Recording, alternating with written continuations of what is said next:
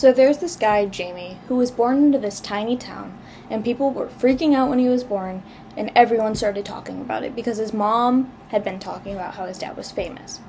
Except no one had really seen his dad in the town or really had any proof that his dad was his dad. But people always love good drama in a small town like this, and what's the harm in believing it, right? So Jamie keeps a pretty low profile as he grows up, doesn't really make a big show of himself, until one day he decides to go to this exclusive club, and the bouncer, who never lets anyone in without a VIP pass, just waves them through, no questions asked. Everyone's just kind of shocked, and it basically gives him this stamp of approval from the universe, and everyone kind of realizes that he is the real deal, and maybe his dad is famous, and now they claim him as someone to watch, so they start going crazy for him. Then, right after everyone's freaking out about his dad really being his dad, he disappears for 40 days. Completely off the grid, deletes his Instagram, his TikTok, telling everyone he's working on himself, even though he just got famous. And people think maybe it's a ploy for attention, but it wasn't about getting attention or anything like that. He was just trying to be the best version of himself. No one knew when he was going to start making content again, but they just kind of hoped he would. So after 40 days, he comes back and he starts posting viral challenges, hosting pop-up events, working with other top influencers. He gave away car, money, you name it, and people their minds are blown. Everything he's doing is on the news. People are talking about it. You can't open TikTok without seeing a clip of him talking or him at an event. People start traveling to try and see him, and his following blows up by millions of people.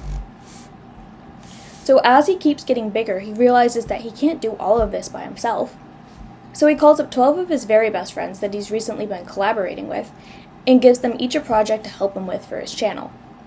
But the main goal is about doing good things for other people, not about making himself look good. But then things start getting a little complicated.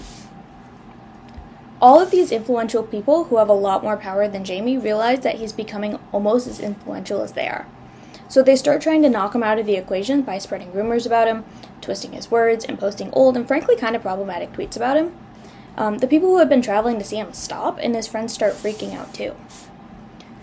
He basically gets an anonymous tip from someone telling him that his best friend Colin is the one that leaked a bunch of his stuff.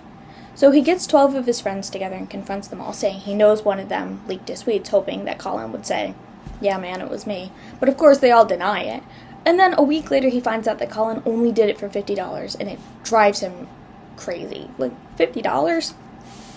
So now that it's out that it's Colin, so Jamie texts the group chat being like, "Hey guys, I know it was Colin," but he's already being canceled on TikTok for all of this stuff that he didn't really do. So no one responds. His friends straight up ghost him. Then things start to spiral even more, and eventually he gets banned from TikTok, from Instagram, YouTube, every platform he's a part of, he's banned.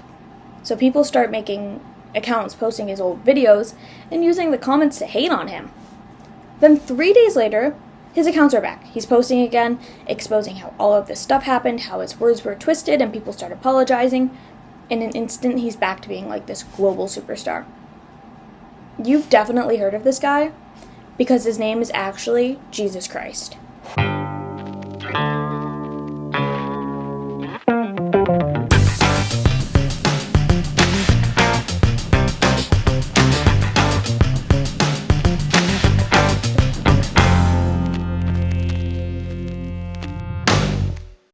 I don't know if you guys have seen Kunk on Earth on Netflix.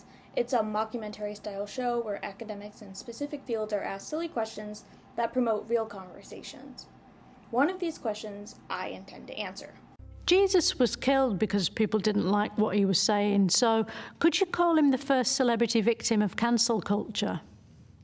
I think cancel culture would sort of require the idea that people really saw Jesus as standing for something and they were sure they knew what it was. Oh, no, sorry, that Yeah? wasn't a question. I'm literally asking if you could call him the first celebrity victim of cancel culture for our show.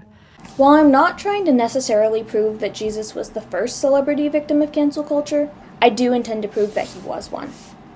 The goal is to analyze the crucifixion of Jesus and compare it to itself in a new lens of cancel culture in our own modern-day time, and connect them in a way that allows me to prove that Jesus was a victim of cancel culture. So what really is cancel culture? According to a lot of different sources I read through, cancel culture is rooted in political discourse, but it has evolved into something completely different over time. Ultimately, this is my definition of what cancel culture is, and what is going to be used going forward as the what I'm trying to prove. Cancel culture, or being canceled, is the way a large group of individuals attempt to deplatform an influencer. The goal is to hold them accountable for actions they disagree with, as well as being a form of punishment. Typically, the deplatforming is done by blocking their content, leaving hate comments, or making their own videos talking about their misbehavior, typically intended to generate their own fame through these views. At the beginning of my thoughts about being able to prove that Jesus was a victim of cancel culture, I came up with a list of 13 reasons, initially intending my video to be titled 13 Reasons Why Jesus is a Victim of Cancel Culture, not clickbait, but narrowed it down to the following reasons.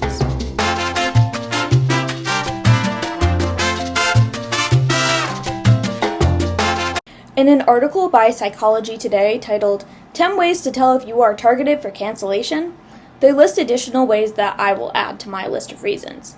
I would like to add that there was a decent amount of overlap within our reasons, but these two felt the most important to include.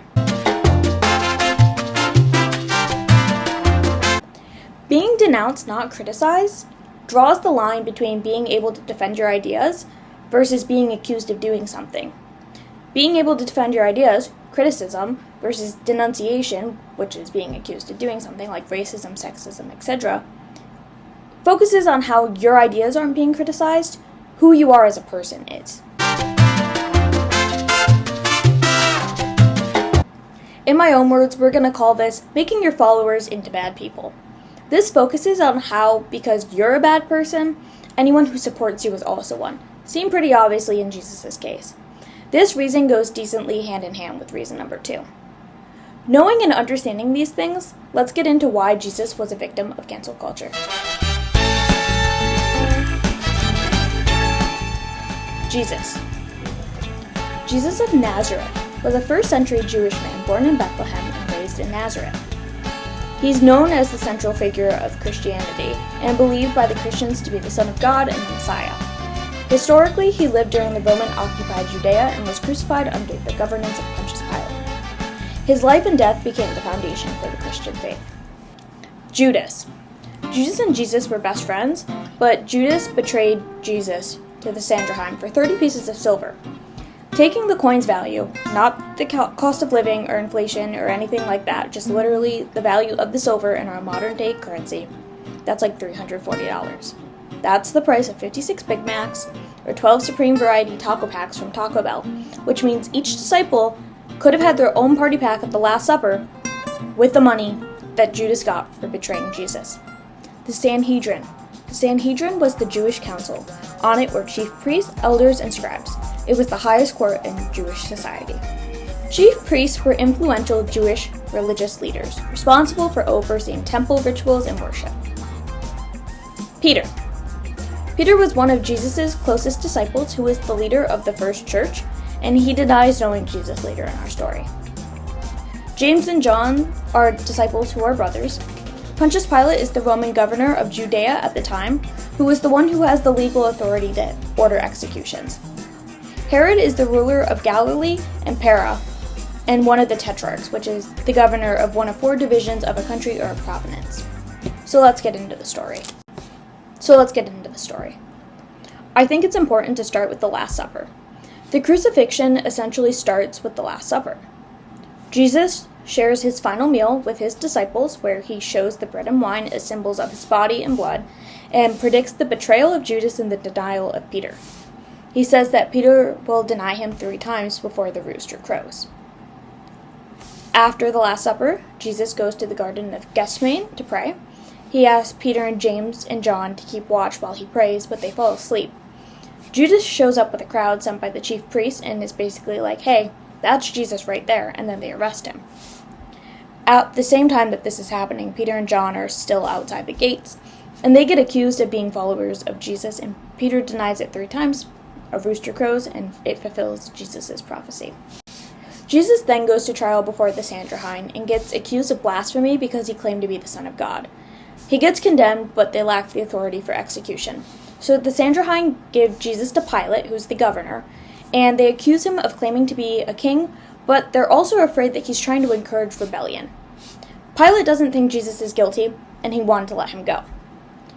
But because Pilate just can't let Jesus go necessarily, he sends Jesus to Herod, because Jesus was from Galilee, and Herod was in charge of Galilee. Then Herod makes fun of Jesus, because although he keeps hearing about all these miracles Jesus performs, he didn't ever see them, and he doesn't really see Jesus as a threat. So Herod sends Jesus back to Pilate, but dresses him in royal robes, which is essentially like if someone that's not well-liked is claiming to be an influencer, but they have no followers, so to make fun of them for having no clout, people follow them around and pretend to film them with fake phones. That's the equivalent of what Herod did to Jesus. At this point, Pilate knows that he has no grounds to stand on, but he's essentially peer pressured by all the people demanding Jesus' crucifixion. So Pilate releases Barabbas, who's like a known criminal, and sentences Jesus to death. Then the whole idea of the mocking of Christ occurs. The flagellation happens, and Roman soldiers put a crown of thorns on his head, give him the cross he's going to be crucified on, and force him to carry it to the spot where they're going to kill him. They finally get to the spot. Jesus is nailed to the cross between two guys who were convicted for stealing. Side note, imagine you're those guys and you're getting crucified for stealing some bread and Jesus is next to you. Because you have to remember, he's like a celebrity. That's like fighting in war and Elvis is next to you. Anyway, Jesus gets crucified, he dies, then his body gets put in a tomb, it gets sealed up, and some Roman guards get stationed in front of it to make sure that no one tampers with the body. Then 3 days later, Jesus is like, "It's time!" and rises from the dead.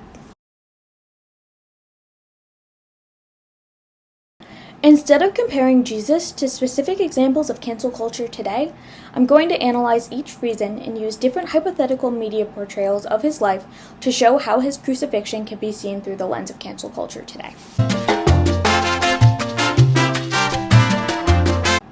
The public condemnation of Jesus wasn't just about his radical views that we typically associate him with, but more importantly, his claim to be the Son of God. His claim was seen as a direct threat and violation of Jewish law and to Roman political authority. It wasn't just a theological statement as much as a direct challenge to pre-established religious order. For the Sanhedrin, Jesus' claim meant that there was some sort of divinity that undermined their own religious authority. For anyone to claim this sort of divine intervention in parentage, it was sacrilege. The difference between the idea of an anointed one or a Messiah versus claiming to be the literal Son of God is where the issue lies. For Roman authorities, Jesus' claim was a political risk. The Roman system encouraged loyalty to the emperor, who in his own right was often referred to with the idea of divinity. With his own claim of divinity, Jesus indirectly challenged Roman political authority, making his message and the potential political disturbance politically dangerous.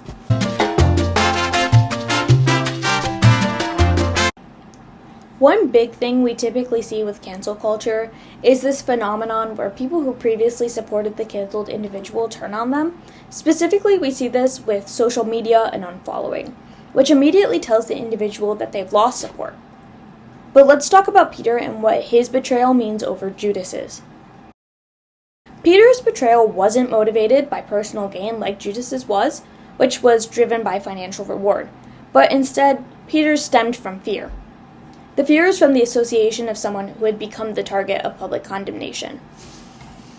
Despite Peter being one of Jesus' closest disciples, Peter denied knowing him 3 times, which highlights how fragile loyalty really is when tested under public pressure, and the instinct of self-preservation that overrides being like BFFs. In cancel culture, we see the equivalent of Peter's betrayal pretty frequently.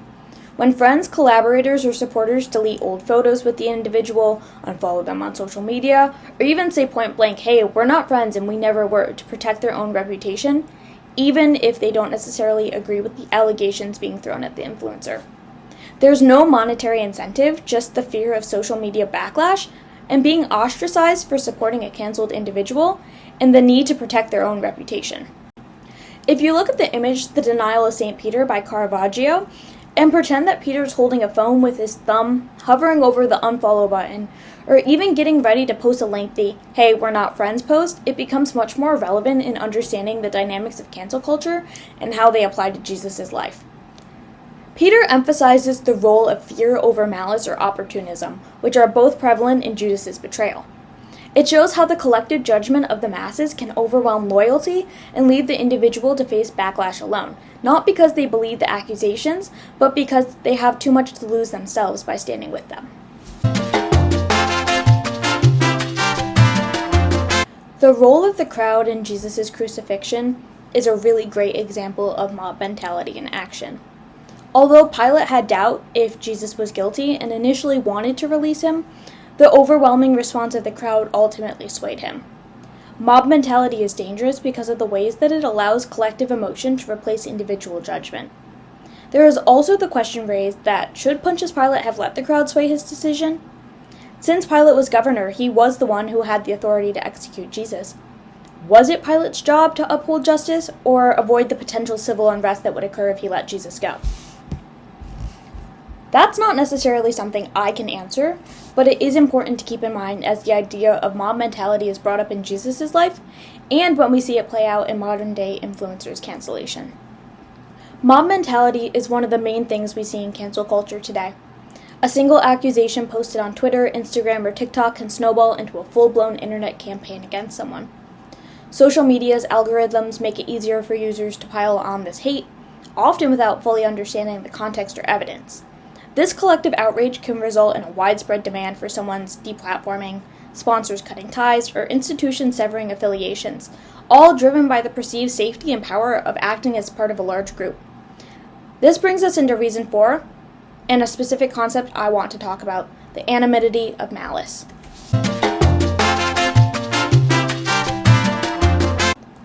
During Jesus' trial and crucifixion, public shaming and mockery was a big part of how he was discredited and dehumanized.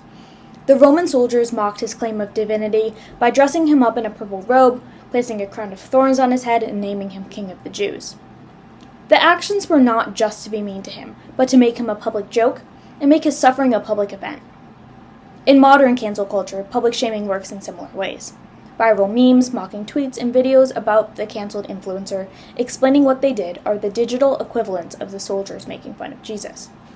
The image, The Flagellation of Christ by Piero della Francesca, shows this public shaming. While Jesus is being literally tortured by bodiless hands, the viewer is meant to understand how the facelessness of the torment is meant to take away the responsibility from one individual, likely Pilate and those who make up the crowd. There are also the onlookers in the work that do nothing, which is noting how inaction is also a rule in this cruelty. The anonymity of malice is this idea that you can hide and still commit hardships on someone else.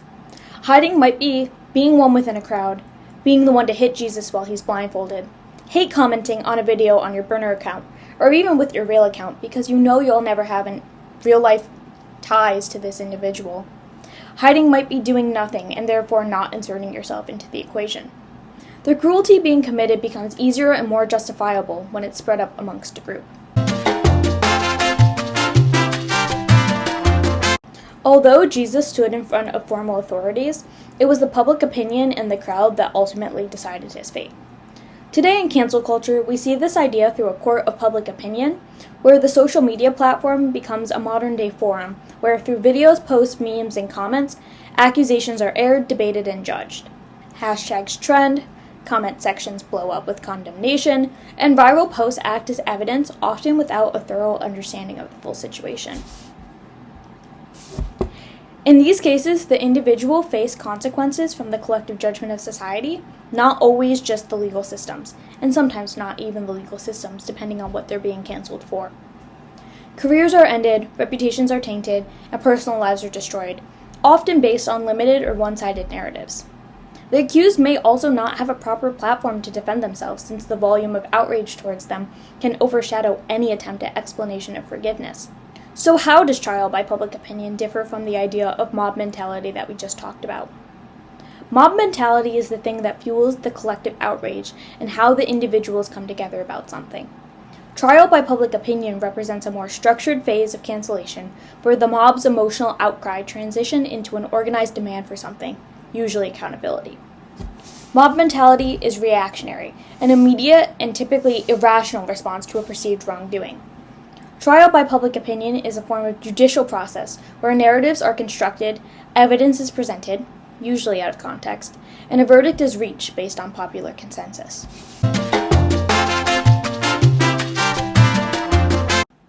The treatment of Jesus during his trial and crucifixion highlights the distinction between criticism and denouncement. Criticism challenges specific actions or teachings, allowing debate or correction. In Jesus' case, the opposition went beyond disagreement. It wasn't about examining his message or debating his teachings. It was about invalidating his being and removing his legitimacy as a leader. The aim was discreditation, showing that it was about Jesus as a person, not just about his ideas. Modern cancel culture moves from a disagreement with someone's views or actions to a denouncement of their character. Criticism might address a specific statement, behavior, or belief, but denouncement depicts the person as a fundamentally flawed or irredeemable individual. This is usually a label given, like racist or sexist. This is also the same way that they give Jesus the label King of the Jews. It's their equivalent of our racist or sexist. King of the Jews is their way of giving Jesus a label that isn't about anything except his character or who he is as a person, in the same way he claims to be the Son of God. These labels are hard to shake since they attack the individual's identity rather than focusing on a specific behavior or opinion. Denouncement doesn't leave room for growth, dialogue, or redemption. Instead, it tries to make the individual unworthy of attention, support, or respect.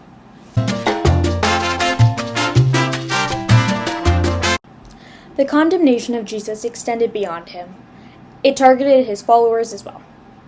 Supporting Jesus publicly meant the risk of ridicule, social ostracism, or death.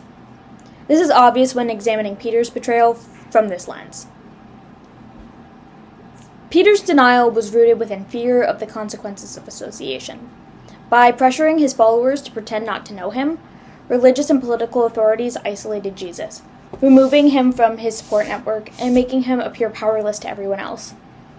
This removes the courage and solidarity surrounding those who believed in him. It made it easier for the authorities to portray him as an outlier, stripped of credibility and influence, which is what we see so much when we talk about the public views and how they shape up the larger crowd's perception.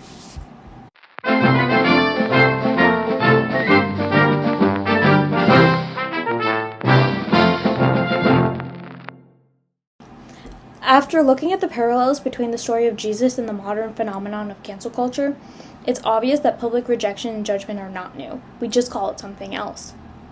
Jesus' crucifixion can be understood as an ancient form of cancel culture, where the collective rejection of a public figure worked to silence them and discredit their influence. The events leading up to Jesus' death, someone powerful opposed his message because it challenged their authority and social norms, showed how they leveraged the crowd on their side and got a mob to call for his crucifixion, and ultimately ensured he was deplatformed, literally by taking his life. In the same way, cancel culture today focuses on the voices of the outraged, to remove individuals from positions of power or visibility. Cancel culture is the latest version of societal mechanisms that have existed for centuries, mechanisms used to silence, punish, and isolate individuals who challenge norms. Jesus' crucifixion, seen through this lens, is an example of how society has historically dealt with those who provoke, inspire, or disrupt the status quo. While the parallels between Jesus' crucifixion and cancel culture are 100% there, it is important to acknowledge the differences in context, scale, and consequences. Jesus' stakes were life and death, and his crucifixion carried religious, historical, and existential implications. In contrast, modern cancel culture typically impacts reputation, careers, or public standing, though in extreme cases it can lead to more significant personal harm. But in the biggest sense of it all, yeah, Jesus was canceled, and they probably would have said it if they had that term back then. If you guys like this video, remember to subscribe, like, comment, share. Thanks for joining me.